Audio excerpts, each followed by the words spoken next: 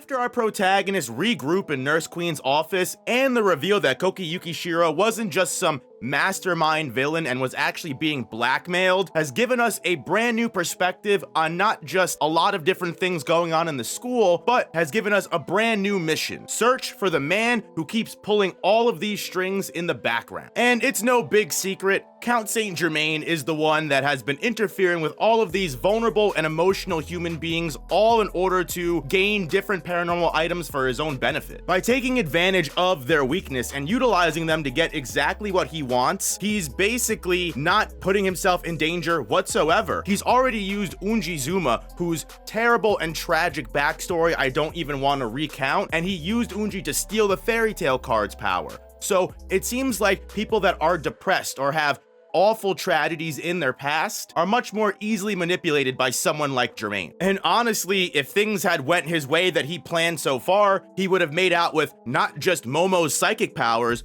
but most likely, he probably would have been able to steal Okaron's Turbo Granny powers if Turbo Granny was still around. If Koki Yukishiro succeeded, and if beating Okaron in the marketplace of debate was actually enough to steal his paranormal abilities, Okaron and Momo would be nerfed 10 times more than they already are. Which this also means that the danger hasn't went away whatsoever. Someone like Gigi or Ira could end up nerfed and in the exact same situation as Okaron. And with Turbo Granny still MIA and disappeared, Okaron is also feeling pretty useless himself, having no extra power, especially compared to the rest of the group like Ira and Gigi, who single-handedly solved this problem that we were in. Despite Okaron's current physical level that allows him to increase his movement speed, agility, so that way he can dodge projectile knives or beat his old bully in a PE race, Okaron still feels like a liability to everyone around him. And adding on to the fact that Koki and her army of pygmies had literally next to no idea how to possibly grow Momo back to normal size, Okaron feels like the entire situation was wasted. And by chasing Koki and putting Ira and Momo in that situation with him, he placed them in so much more danger than what was originally thought. However, it isn't like encountering Koki and her army of pygmies was a complete dead end, as we did discover that the shadowy figure,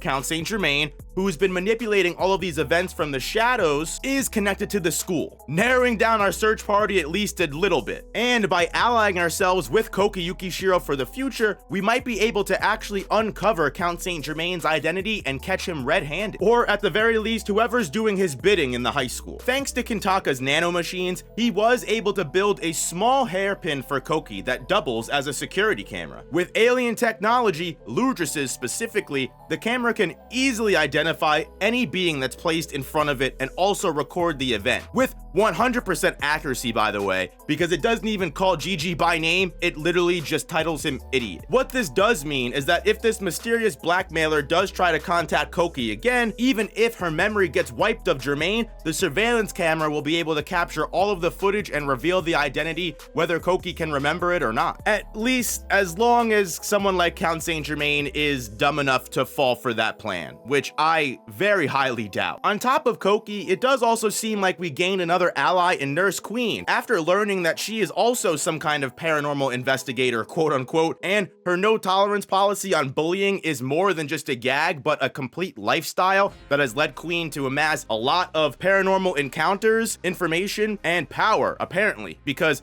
just in one touch with Kintaka, she was able to heal all of his injuries, even though she literally just caved in his face with a bat, and even Gigi wasn't sure if he would ever be able to recover that handsome mug again. Apparently, at some point, after encountering all of these different supernatural beings, and probably also a little bit of a self-wanting will to heal the students that are in all of these bullying situations, she's developed recovery powers. And as a nurse, I guess that makes sense. Now, we literally have like a rest spot hub, like a video game, which I think is very beneficial if our big time bad is going to be present in the school with us. Everyone is very aware that nowhere is safe anymore, not even just inside the school. Our real only hope is that Germain contacts Koki within a short period of time, so that way we can reveal his identity before even more problems happen. And another big problem that we're going to have going forward is Okaron currently feeling like he has nothing to help contribute and feeling left out. But thankfully, now that Momo and Okaron are seeing a lot more eye to eye and are much much more closer since they started going steady, you could say. Momo is just happy that Okaron is willing to care that much about Momo and is willing to put in whatever work is possible to achieve the strength he needs. She says, hey,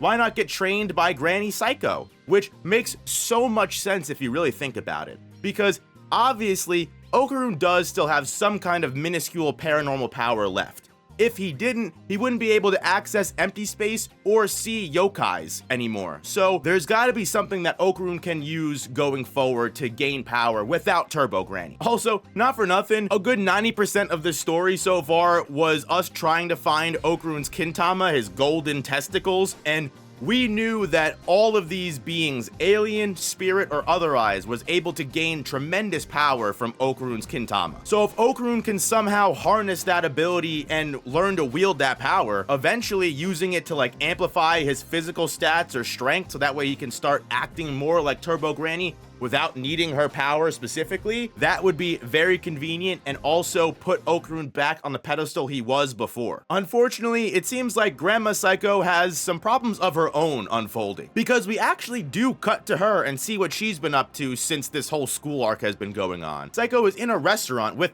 some of what appears to be her paranormal colleagues. A woman named Payase, who is a deranged cursed object collector, filling her house with numerous items and supernatural curses that are just constantly igniting her house into flames. And I think it's funnier that one, not only does she not care, no matter how many pieces or areas of her house burn down, none of these cursed items catch on fire. And to the point, Payase even deems herself protected and is not gonna catch on fire at all during any of these times because she adores and cares for these items so much. They also ward her their strength and protection. And again, whether she's delusional or not is yet to be seen. We're gonna focus on the next guy here, who I think has a little bit of a secret Easter egg that I want to touch base on. The man Kashimoto, who seems to be just some kind of average paranormal investigator, doesn't really have some kind of major or like specialization, at least not that we've heard of. Grandma Seiko does try to question him about his supernatural research into pygmies, so that's all I've got to work with. But what is most important about this man Kashimoto is something that has reemerged numerous times throughout the series and has really gone under the radar. And it's that patch that's stitched directly onto Kashimoto's tracksuit. And if it looks familiar, that's because we've definitely seen this logo twice before, actually. Our first time seeing it was when we met Ludris, the man who created nanotechnology and is an infamous alien that is very rare to see in the entire universe. What is very weird is who else we've seen this logo on. And that other person is our big bad Count Saint Germain. He appeared to have it on his collar on his little coat, formal attire when he was meeting with the Kerr, the space globalists. Now, if it was just Ludris and Kashimoto, I would think there was some harmless cooperation in relation there. However, with our potential main villain being familiar with and even more so directly tied to this group, it makes the symbol all the more sinister. There could be multiple reasons for this, some good, some bad. Honestly, with Occam's razor, the most simple solution is that the symbol is just some logo for a paranormal investigative group that no one is none the wiser about Count Saint Germain's issues and villainhood. And apparently this group spans the entire universe. Whether this group is, like I said, just a fan club where we share ideas and talk about investigations and items that we've collected, or if it's some kind of evil organization with an ulterior motive, we really have no idea.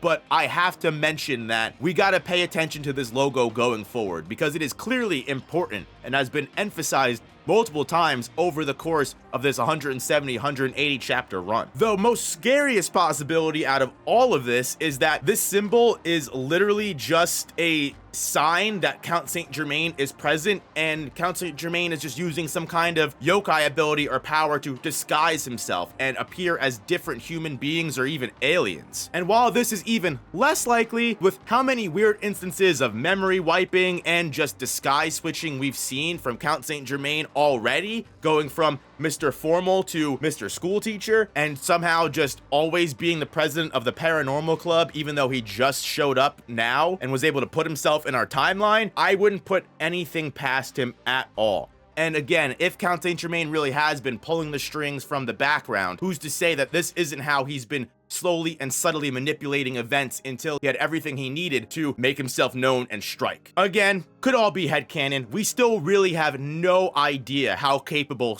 Count Saint Germain is. I'm just saying at this point, there's literally nothing we can rule out. Let's just remember this is all speculation, and until we truly find out the meaning of this symbol, let's just keep it in the back of our minds. Because Seiko's got more pressing issues than a little logo being stitched onto a track jacket. Within moments of Kashimoto revealing some dire information to Seiko, he is roundhouse kicked by apparently the next group of supernatural entities we're gonna be facing. Jiangshi, or Chinese vampires, an undead creature or reanimated corpse that is very common in Chinese folklore. And now with Grandma Seiko in danger, we may get to see for once a section of the story dedicated to her battling some evil spirits, and I'm not mad about that. And if her two paranormal colleagues are also more than just background characters and meant to be actual allies in this big arc, then we may just see even more supernatural adults like Queen in action. And it's possible that, even though this is just a theory, this next section of DanDaDan may focus with much more of these adult themes and more of these organized paranormal aspects. We know Seiko does something to be a professional medium in the world, so there's probably many people like her that meet up.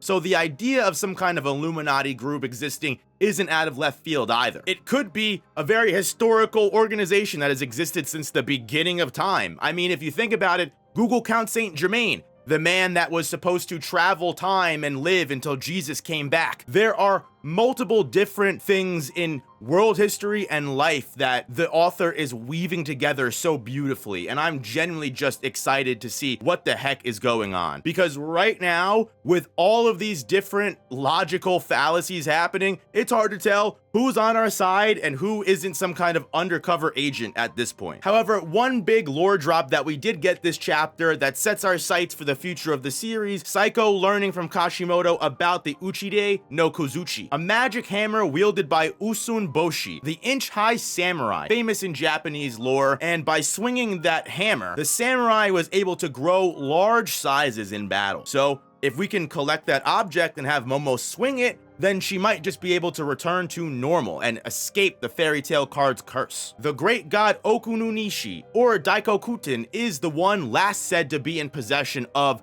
the magic hammer, which means with a goal in mind and a direct location, only a few Chinese vampires stand in Seiko's way from kicking some fucking ass and saving her granddaughter. Also, quick note, I never noticed how much Seiko and Momo looked like each other until I got this surprised face of Seiko. They look so close, and the art in this series is beautiful. Regardless, with the next couple chapters possibly revealing to us why Grandma Seiko is this all-powerful medium, and on top of all of that, give us a taste of what she can teach Okaron for the future if she does train this young Sigma Chad. I am excited to see where this arc continues to go, and even though we had a couple little bit of a lull chapters focusing on Koki, I think we're finally going to see some stuff start ramping up in this arc. So make sure you hit that like button if you enjoyed this chapter and you enjoyed this review. Make sure you just subscribe so you don't miss any future DanDaDan videos on this channel for all of the chapters coming forward. And if you want to see some more DanDaDan content, check out the main channel. I've got some ranking videos on all the different yokai and aliens.